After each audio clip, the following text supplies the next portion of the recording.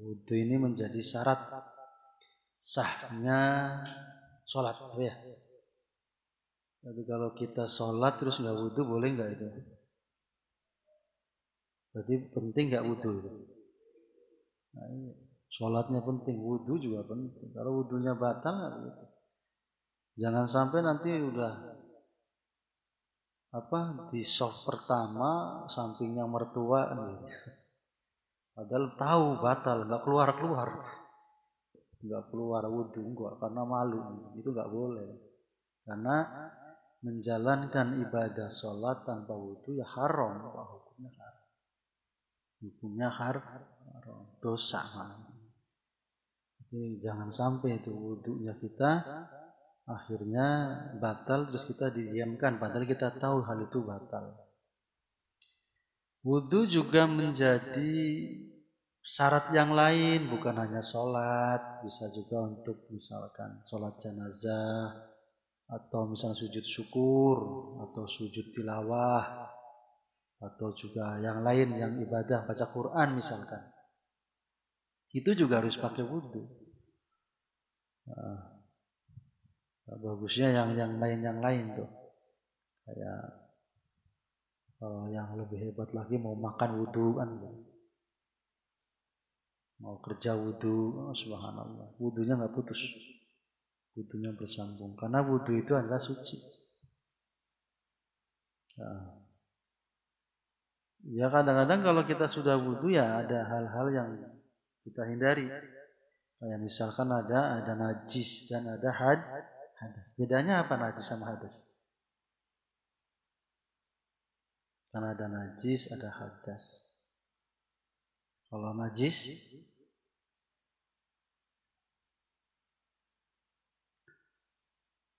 yang kelihatan, namanya seperti ini. Kalau yang hadas tidak kelihatan, abstrak, kentut, kelihatan nggak wujudnya, diem begitu kan nggak akan hilang, berarti itu hadas.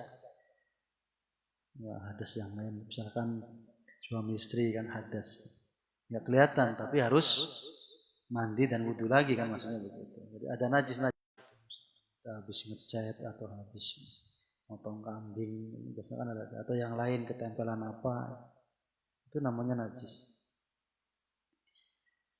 Fi furudil wudu'i. Nah, ini tentang masalah menjelaskan fardunya wudu. Wa min syuruti sholati al wudu'u, dan menjadi syarat tadi. Menjadi syaratnya sholat. Jadi sholat kita itu disyaratkan dengan kita berwudu. Orang yang tidak wudu tidak boleh menjalankan sholat. Wa furudu sittatun, dan wardunya wudu itu yang tadi yang menjadi syarat sholat itu sittatun ada. Ini pelajaran ini semua udah bisa, cuman untuk meyakinkan kembali apakah yang kita lakukan atau yang kita pahami tentang wudu sudah benar apa enggak kan begitu. Gitu ya. Apa awalu? Yang pertama, yang awal niyatut toharah. Yang pertama adalah niat toharah, apa? Bersuci. Jadi niatnya bersuci, Pak. Lissolati, untuk mengerjakan sholat. Jadi ada yang niatnya tidak untuk sholat, ada Pak. Wudu itu ada. Jadi wudu bismillahirrahmanirrahim, niat pengen seger kan, pengen adem, mungkin ada aja begitu. Atau mungkin niat yang lain, misalkan saya wudu malam-malam karena pengen baca Quran, ya niatnya wudu untuk baca Quran.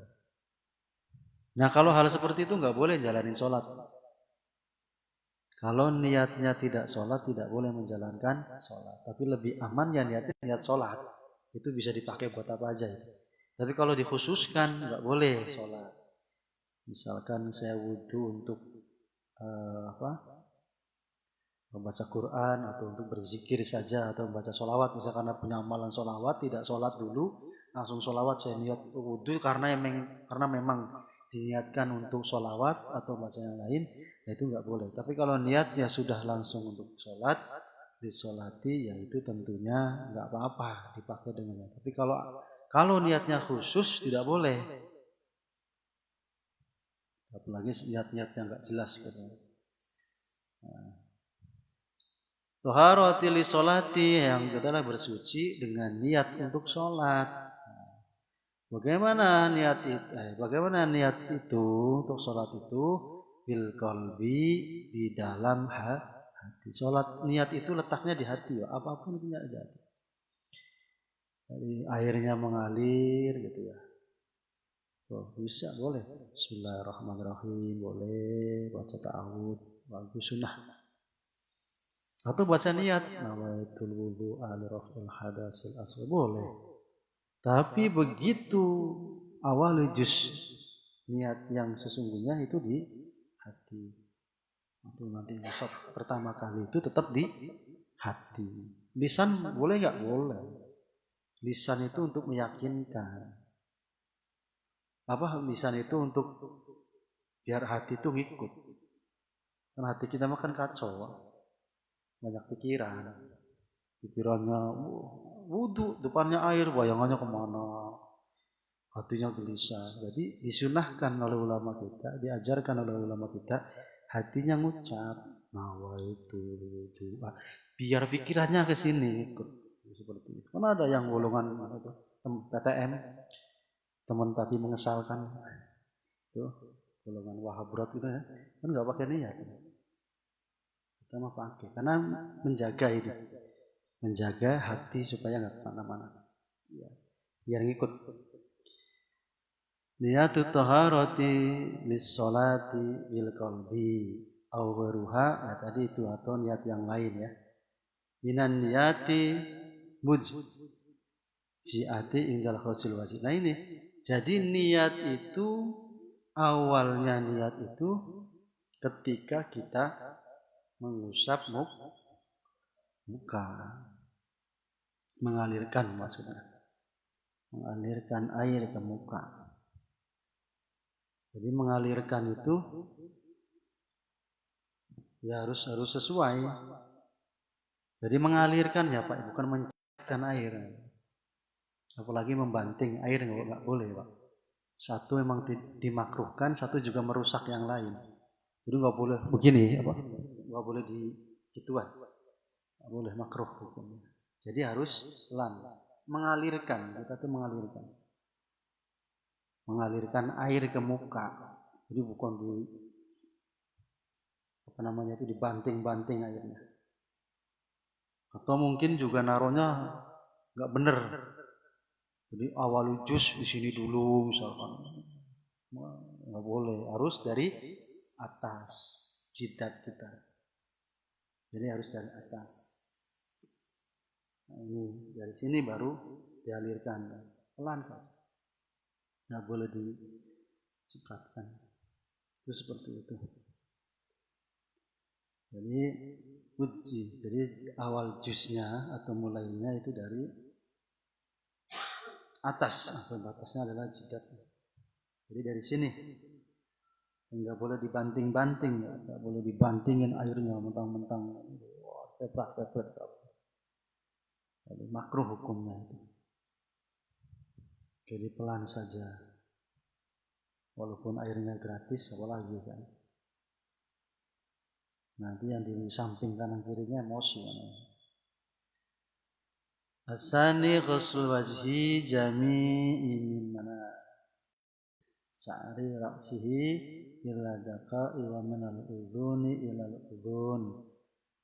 Yang kedua itu ghusl wajhi, yang tadi itu membasuh muka.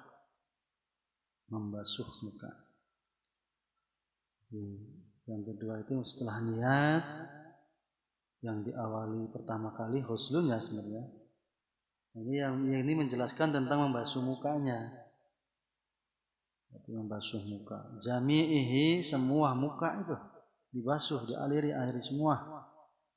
Batasannya mana? Mimana bitisa ada ra'sihi, batasnya itu dari mulai tempat tumbuhnya rambut yang di sini kan.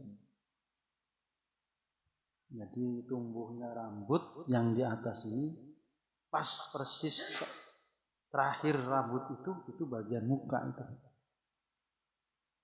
Jadi jangan segini nanti. Wah, sayang kan rambutnya habis di ini. Jangan. Dari awal jus dari sini. Ila daqain wa min udhunihi. Nah, kalau sampingnya ya dari sini, Pak. Ada jendolan ini, Pak. Jendolan telinga ya. Jendolan telinga ini sampai ke jendolan telinga. Ini samping. Nah, kalau bawahnya ya ini dagu. Dagu itu di bawah, Pak ya. Bukan di sini, Pak. Di sini. Makanya hati-hati nih ibu-ibu kan biasanya. Kan kerudung tuh pakai kerudung. Wudunya sampai sini itu enggak. Kalau bapak-bapak kan jenggot, kumis, jambang yang lebat nggak usah terlalu ini. Kalau yang jarang malah justru harus digosok. Yang lebat itu nggak terlalu bermasalah. Udhuni ila udhuni, yang tadi itu dari ujung telinga ke ujung telinga, sya'ra basara. Nah, jadi rambut serta kulitnya. Jadi semuanya yang ada di antara muka ini harus kena. Harus kena semua, nggak boleh. Ila batini lihi rojuli wa ali doihi ida kasufa. Jadi kalau misalkan jenggotnya itu lebat, ya cukup hanya digosok-gosok saja. Kalau lebat, kalau jarang-jarang ya harus masuk, nanti batal. Bagaimana untuk ininya rojuli wa ari doihi ida kasufa. Bagaimana mematok untuk yang lebat dan tidak lebat? Kalau misalkan teman yang di depan kita itu melihat jenggot kita itu kelihatan kulitnya, itu berarti jarang. Jadi kalau teman kita dekat berhadapan dia tidak melihat kulit, berarti itu tebal. Kalau tebal cukup begini saja. Jadi cukup diusap saja. Jadi kalau yang jarang harus dimasukkan. Ya, yang seperti itu tuh. Asali soslul yadaini ma'al mirfaqain. Yang ke berapa tadi? Ketiga itu asalis ya. Asalis ketiga. Soslul yadain mencuci yadain kedua tangan. Ini di sini ma'al mirfaqaini. Ini bahasanya ma'a, Pak. Kalau ma'a itu berarti beserta. Ya. Kalau bahasa kita dari dulu kan mencuci tangan sampai ya, bukan begitu tuh, salah Pak. Jadi mencuci tangan sampai pergelangan. Kalau sampai berarti nanti enggak sampai Pak itu. Biasanya kadang-kadang sampai itu ya sampai mentok segitunya. Tapi kalau beserta ma'a itu kan beserta. Jadi apa namanya ini? Sikunya juga harus dibasahi karena bersama. Ini bahasanya kan di sininya kan disebut Ghuslul yadaini ma itu bersama, berbarengan. Jadi harus kena semua. Ini kalau ini kan sampai saya ke tepi sungai. Masuk ke sana enggak? Ke sungainya enggak? Kan ke tepinya saja itu. Beda kalau misalkan ke sungai sekalian, kan berarti kan kita masuk lewat tepinya itu lewat. Ini ma itu berarti jebur Pak bahasanya. Jadi ini harus lewat, harus kena. Dan hati-hati. Kalau pengen afdol ya semuanya dilewatin nggak apa-apa. Muka dibanyakin aja. Dilewatin bukan dibanyakin. Jangan sedikit karena itu menjadi ciri. Nanti cahayanya kan cahaya itu menjadi ciri khas kita. Nanti tangan kita yang sering dipakai wudhu itu nanti di yaumil akhir itu bercahaya. Karena nanti di sana itu nanti tidak ada listrik. Ada cuma kan makanya cahaya adalah kita, mukanya bercahaya, tangannya bercahaya, kakinya bercahaya, telinganya bercahaya. Itu ciri khas nanti kita di akhirah itu nggak usah pusing-pusing lihat orang tuh gampang. Bercahaya berarti sholatnya rajin. Butek men itu. Ngopi mulu berarti. Jadi nggak usah nanti malaikat tuh makanya kan ada pertanyaan itu. Nanti bagaimana di akhirat dari kanjeng Nabi Adam sampai nanti umatnya Rasulullah itu kan berjuta-juta. Nggak susah, kelihatan sekali. Kelihatan. Udah langsung digiring sama malaikat. Sono, kelihatan dari cahayanya. Sini, yang bercahaya, kelihatan langsung. Dari jauh udah kelihatan. Ini yang butek-butek khusus nih. Ada yang samar-samar kan, langgung. Kesini enggak itu. Enggak jelas. Karena kadang sholat, kadang enggak kan gitu.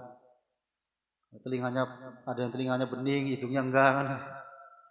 Nah, itu makanya jaga wudu. Wudu itu menjadi ciri khas nanti. Makanya dilewatin saja. Kalau kaki, tangan dilewatin saja.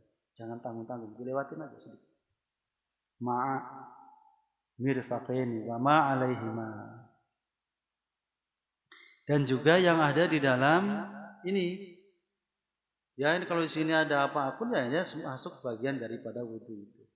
Kalau ada yang menutupi harus dibersihkan. Jangan dipaksakan. Misalkan habis motong kambing darahnya berceceran dibiarin itu wudu, nggak bisa. Harus dibersihkan dulu najisnya kotorannya.